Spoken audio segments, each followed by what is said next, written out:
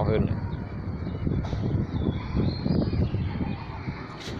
Nuôi ong trên này cũng mát đấy các bạn.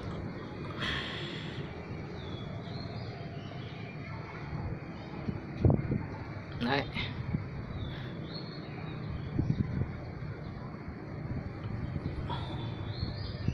Mình này là cũng cao lắm rồi.